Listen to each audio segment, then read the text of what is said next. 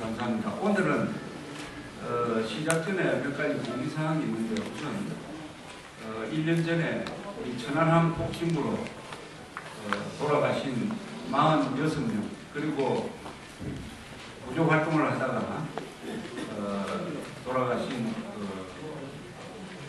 한준이 47명의 명복을 빌는 묵념을 한번 드리겠습니다. 자리에서 일어나 주시면 감사합니다. 나라를 지키기 위해서 희생하신 천안함 46명 그리고 한준이의 명복을 빌는 묵념을 드리겠습니다. 묵념. 바로 앉아주시기 바랍니다.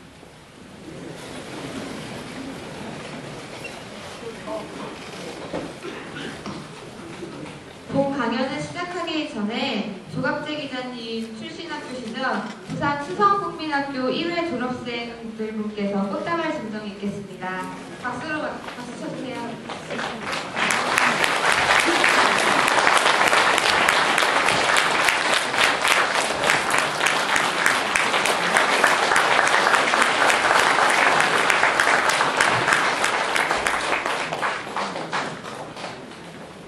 제가 부산 수성국민학교 1회 졸업생입니다.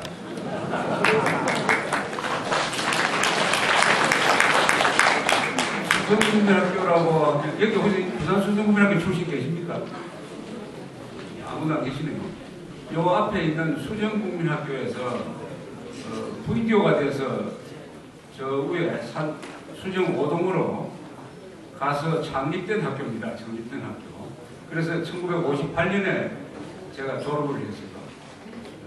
여기 오니까 마침 우리 1회 졸업생분들이 이 모임 때 자주 오십니다.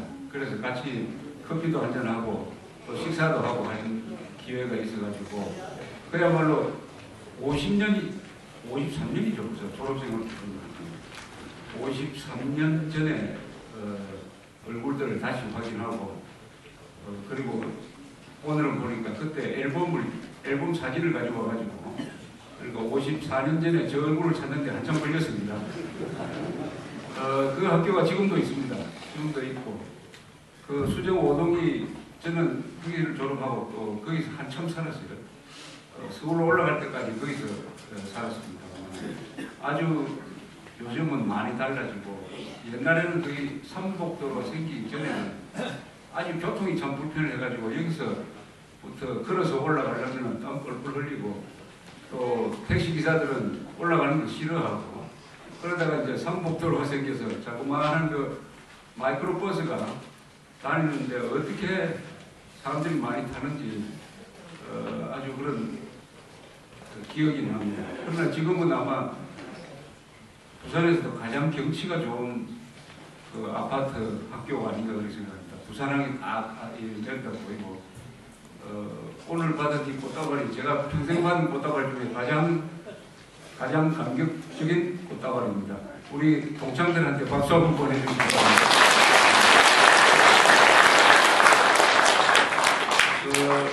오늘 들어오실 때 보니까 서명을 많이 하시던데 그 내용은 뭐냐 하면은 우리 국민행동본부라는 행동하는 애국단체가 있습니다.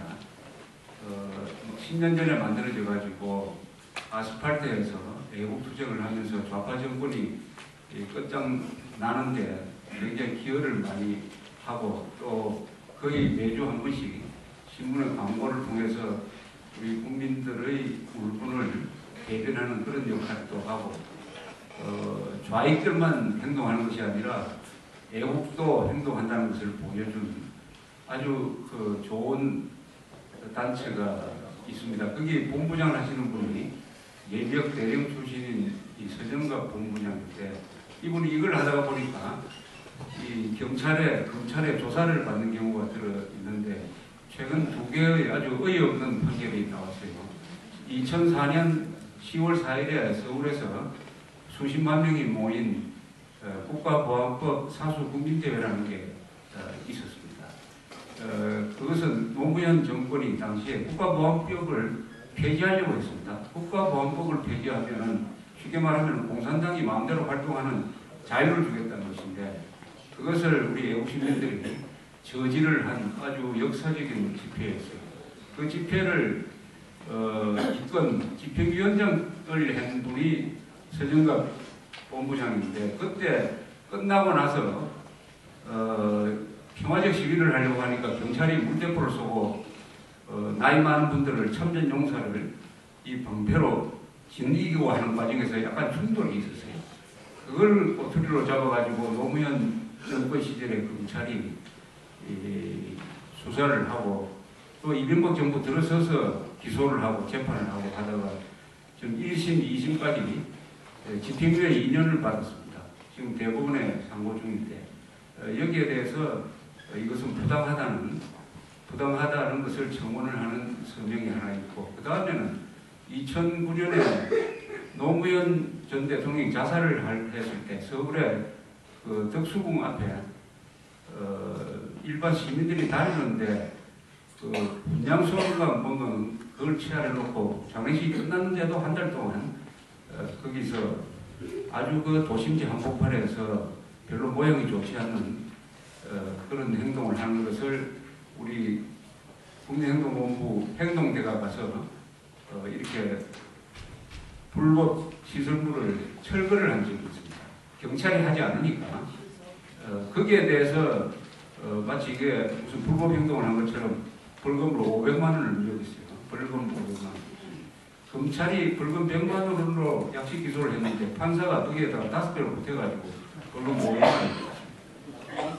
거기에 대해서 부당한 것을 청원하는 서명이니까 혹시 안 하신 분은 나가실 때 거기에 주소하고 이름을 좀 적어주시면은 좋겠다는 말씀입니다. 지금 회의를 하고 부산 너희 국민행동본부 지구에서 나오신 분들이 많이 아주 희생적으로 하시고 계시고 여기 지금 계십니까? 저 바깥에 계시는 모양인데 이분들은 서울에서 집회를 하면은 저 뒤에 한번 일어서 주십시오. 네. 저분들이 항상 이렇게요. 부산시 의원들입니다. 서울에서 무슨 집회가 있으면 항상 올라오시고 그래서 아주 한 가족처럼 우리 서정갑 본부장하고 같이 외국 활동을 하고 계십니다. 오늘 이제 본론 들어가면은 할 이야기가 좀 많습니다. 오늘이 천안함 일주기이고 동시에 이승만 대통령 탄신 136주년이 되는 날입니다. 어떻게 된 게 우리나라에서는 김일성, 김정일 생일은 모르는 사람이 없습니다. 김정일 생일은 2월 16일이고 김일성 생일은 4월 15일이고 김일성이 죽은 날은 7월 8일이고 뭐 이런 거 다 압니다. 알게 돼 있어요. 이 언론이 며칠 전부터 계속 홍보를 해주고 있고 그런데 건국 대통령 그리고 건설 대통령 탄생은 아마 아는 사람 거의 없을 겁니다. 136년 전이죠. 그러니까 1875년에 이승만이라는 위대한 인간이 이 땅에 태어났습니다. 이분 덕분에 우리 민족의 운명이 바뀌었다고 해도 과언이 아닐 것입니다. 우리 국민들을 이끌고 미국과 친구가 되고 전쟁이 났을 때는 한미동맹을 만들어내고 그리고 한국 사람들한테 교육을 시키고 민주주의를 몸소 보여주고 전쟁 중인데도 불구하고 국회를 해산하지 않고 전쟁 중인데도 불구하고 언론 검열을 하지 않고 이렇게 해서 또 토지개혁을 통해서 한국 사회에서 이 지주계급이라는 이 계급사회가 없어지도록 만들고 해서 한국에서 민주주의가 비록 어린 민주주의지만은 어렵게 걸음마를 뗄 수 있도록 하고 또 우리가 영원히 우리가 생명줄로 잡을 한미동맹을 만들어냈습니다. 자유민주주의 시장경제라는 이 틀을 만든 이승만 대통령의 탄생이 오늘인 것입니다. 그러니까 오늘은 좋은 일과 나쁜 일이 같이 일어난 날입니다. 우선 천안함 일주기 행사는 어제부터 오늘 사이에 많이 전국적으로 이루어지고 있습니다. 다행히 그나마 이명박 정부 좌파가 아닌, 그렇다고 뭐 보수라고 확실히 규정할 수는 없지만 그나마 좌파가 아닌 정권이 있기 때문에 이 정도로 추모를 하고 있습니다. 만약 거꾸로 민주당이나 민노당이 집권하고 있다면 어떻게 되겠습니까? 민노당의 당론은 뭐냐? 북한 소행이라는 증거가 없다는 겁니다. 북한 소행이라는 증거가 없다는 것이 민주당과 민노당의 당론으로 되어 있습니다. 당론. 이런 정당이 아직도 정권을 잡았다면 아마 이런 행사가 없었을 겁니다. 그러나 이명박 정부가 부족하나마 지금 청와대에 있기 때문에 오늘, 어제, 또 내일 이 46명의 죽음에 대해서 여러 가지 생각을 하는 행사가 이루어지고 있습니다. 요새 일어난 몇 가지 여론조사가 많은 것을 이야기를 해주고 있습니다. 천안함 폭침이 일어났을 때 그 직후에, 정부 발표가 있은 직후에 정부의 확실한 명백한 그리고 점검문까지 나온 과학적인 발표가 있은 이후에도 천안함 폭침이 북한 소행이 아니라고 생각하는 사람들이 한 30%가 됐습니다. 연평도 사건을 지나고 보니까 그 중에서 몇 사람은 또 정신을 차리고 이번에 조사를 해보니까 북한 소행이 아니라고 생각하는 사람이 한 15, 6%로 줄었습니다. 30%에서 15, 6%로 줄었습니다. 15%만 해도 이게 문제는 많은데 어쨌든 줄어든 거는 뭐 바람직한 일이 아니냐 이렇게 생각을 합니다.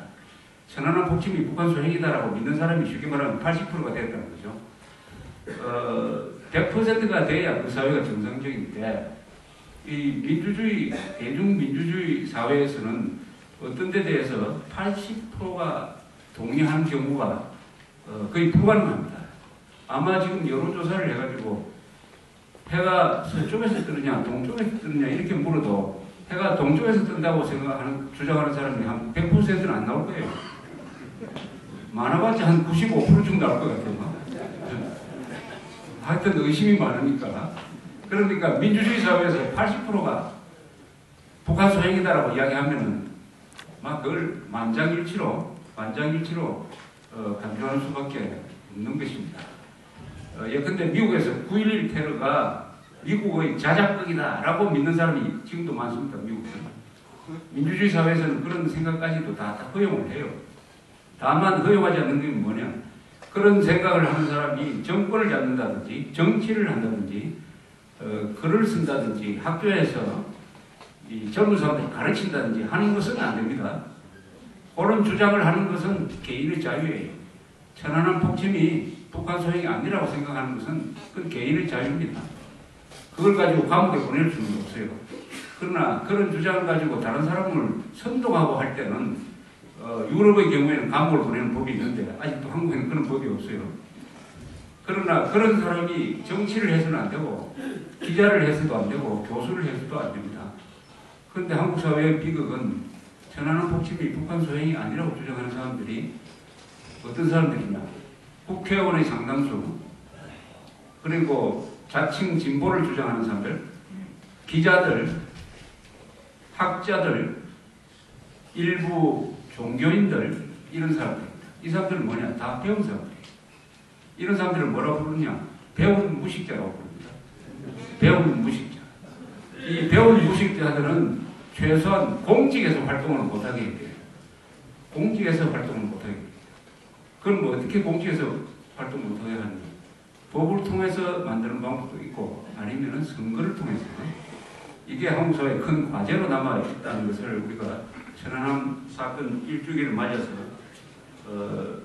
되돌아보게 됩니다. 천안함 사건 우리 3월 26일 작년에는 금요일이었습니다. 금요일 날. 그리고 그날 다음날 3월 27일 마침